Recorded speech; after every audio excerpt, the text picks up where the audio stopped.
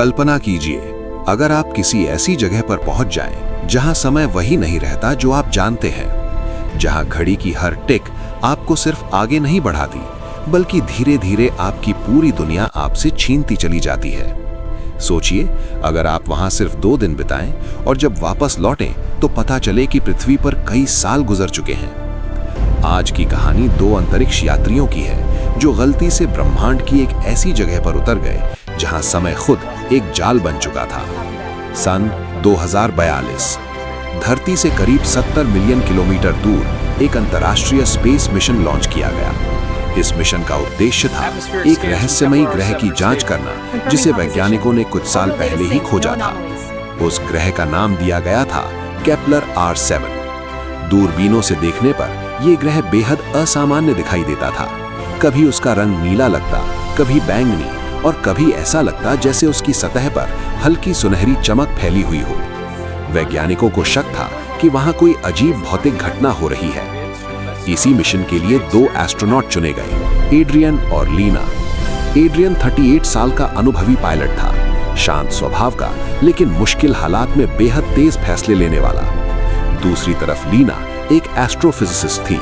ब्रह्मांड की रहस्यमयी चीजों को समझना ही उसका सपना था। जब उनका स्पेसक्राफ्ट पृथ्वी की कक्षा से बाहर निकला तो कंट्रोल रूम में बैठे वैज्ञानिकों ने तालियों के साथ उन्हें शुभकामनाएं दी। लेकिन उस समय किसी को अंदाजा नहीं था कि ये मिशन इतिहास का सबसे अजीब मिशन बनने वाला था। पहले 2 दिन तक उनका सफर बिल्कुल सामान्य रहा। स्पेसक्राफ्ट चुपचाप गहरे अंतरिक्ष में आगे बढ़ता रहा। खिड़की के बाहर सिर्फ असीम अंधेरा और चमकते तारे दिखाई देते थे। तीसरे दिन सुबह लीना अपने लैपटॉप पर डेटा चेक कर रही थी कि अचानक उसके माथे पर हल्की चिंता की लकीरें उभर आईं। एड्रियन, जरा ये देखो। एड्रियन ने कुर्सी घुमाई और स्क्रीन की तरफ देखा। रडार पर कुछ अजीब दिख रहा था। सामने अंतरिक्ष में हजारों छोटे छोटे ऑब्जेक्ट तेजी से उनकी ओर बढ़ रहे थे। कुछ सेकंड बाद जहाज के अंदर तेज अलार्म बज उठा। लाल लाइटें एक के बाद एक जलने लगी। मीटियोर क्लस्टर, एड्रियन बुदबुदाया। उनके सामने अंतरिक्ष में घूमते पत्थरों का एक विशाल झुंड था और उनकी गति इतनी तेज थी कि उनसे बचना लगभग नामुमकिन था। लीना ने घबरा कर कहा, अगर इनमें से एक भी हमसे टकरा गया तो जहाज खत्म हो जाएगा।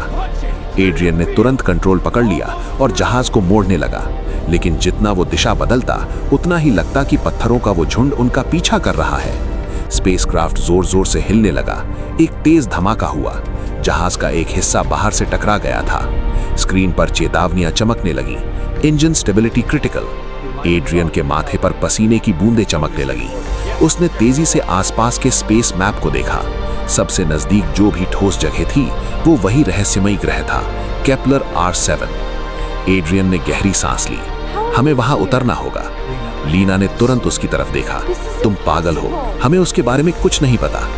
एड्रियन ने शांत लेकिन सख्त आवाज में कहा, अगर हम नहीं उतरे तो शायद हम बचेंगे ही नहीं। कुछ सेकंड की खामोशी के बाद लीना ने धीरे से सिर हिला दिया। स्पेसक्राफ्ट की दिशा बदल दी गई। कुछ ही मिनटों में उनके सामने वो रहस्यमयी ग्रह दिखाई देने लगा। जैसे जैसे वे करीब आए उसकी अजीब खूबसूरती साफ दिखाई देने लगी। उसका आसमान हल्के बैंगनी रंग का था। सतह पर फैली रेत में हल्की सुनहरी चमक थी, जैसे किसी ने उस पर बारीक सोने की धूल छिड़क दी हो। एड्रियन ने जहाज को धीरे धीरे नीचे उतारा। एक तेज झटका लगा और फिर सब कुछ शांत हो गया। कुछ सेकंड तक दोनों अपनी सीटों पर चुप बैठे रहे। फिर लीना ने धीरे से कहा, क्या हम बच गए? एड्रियन ने सिस्टम चेक किया। लगता तो यही है। कुछ देर बाद उन्होंने स्पेस सूट पहने और एयरलॉक से बाहर कदम रखा। जैसे ही लीना ने उस ग्रह की जमीन पर पैर रखा, उसे लगा जैसे वो किसी दूसरी दुनिया में आ गई हो। हवा हल्की थी, लेकिन उसमें एक अजीब सी चमक थी। दूर दूर तक अजीब पेड़ खड़े थे, जिनकी शाखाएं धीरे धीरे रंग बदल रही थी। लेकिन सबसे अजीब चीज तब दिखाई दी जब एड्रियन ने आसमान की तरफ देखा। वहां 2 सूरज थे, एक सुनहरा और दूसरा हल्का नीला। लीना ने हैरानी से कहा, यह जगह तो किसी साइंस फिक्शन फिल्म जैसी लग रही है। एड्रियन हल्का सा मुस्कुराया। फर्क बस इतना है कि ये फिल्म नहीं है। उन्होंने तय किया कि वो कुछ घंटे आराम करेंगे और फिर आसपास का इलाका देखेंगे।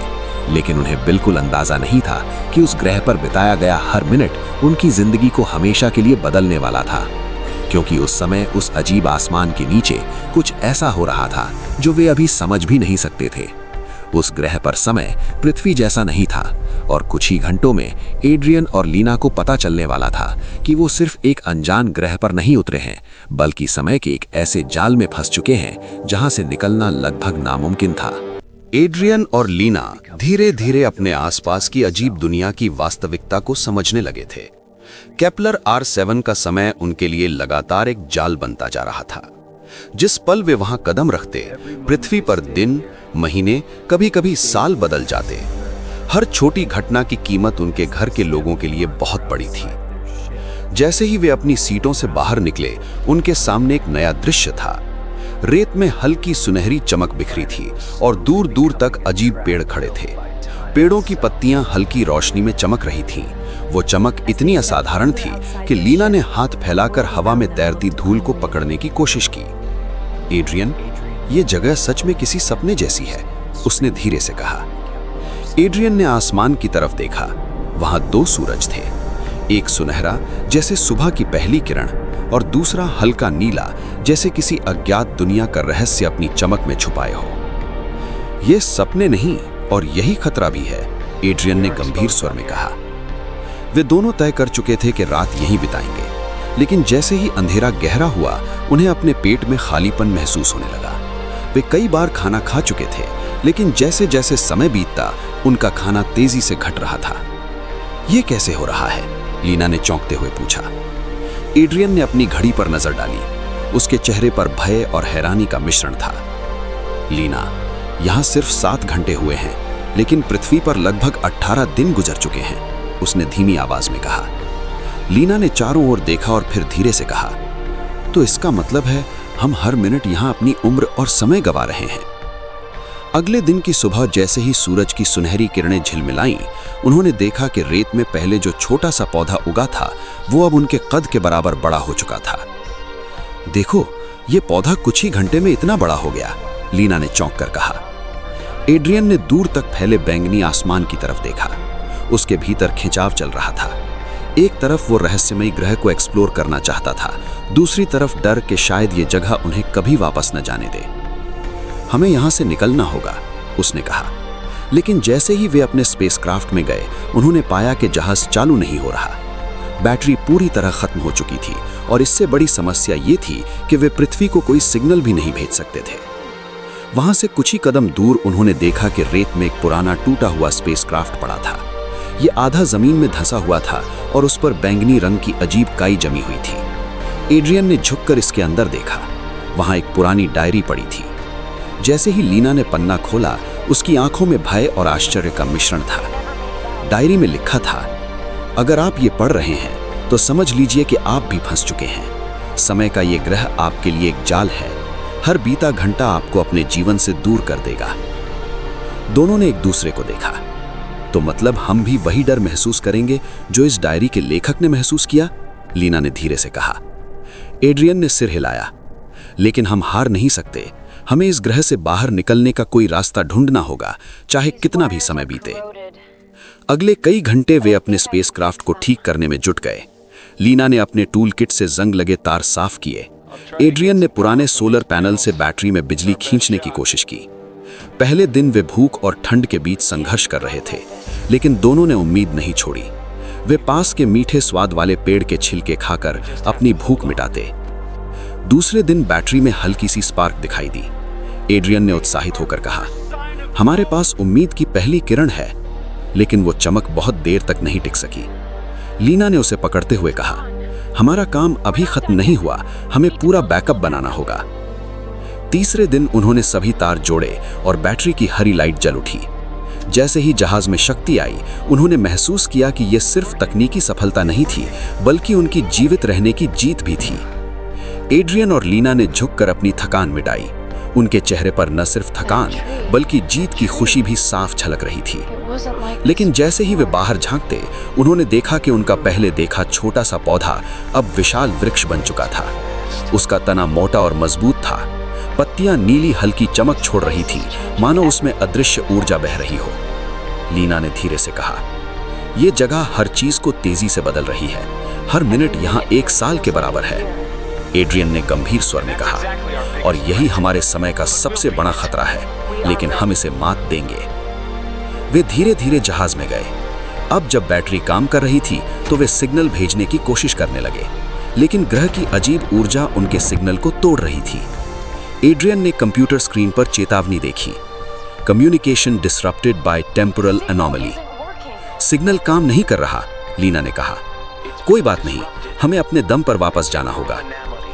रात जैसे जैसे गहरी होती गई, वे दोनों अपने काम में व्यस्त थे। एड्रियन ने जहाज की नीली रोशनी में तार जोड़ते हुए कहा, अगर हम हार गए तो शायद ये ग्रह हमें हमेशा के लिए अपने समय के जाल में कैद कर लेगा। लीना ने उसे देखकर सिर हिलाया। लेकिन हम हारेंगे नहीं, हमें अपने घर लौटना ही है। 3 दिनों के बाद जब बैटरी पूरी तरह ठीक हो गई और सिग्नल तैयार हो गया, उन्होंने जहाज को चालू किया। जैसे ही उन्होंने केपलर R7 की सतह से उड़ान भरी, उन्होंने पीछे मुड़कर देखा।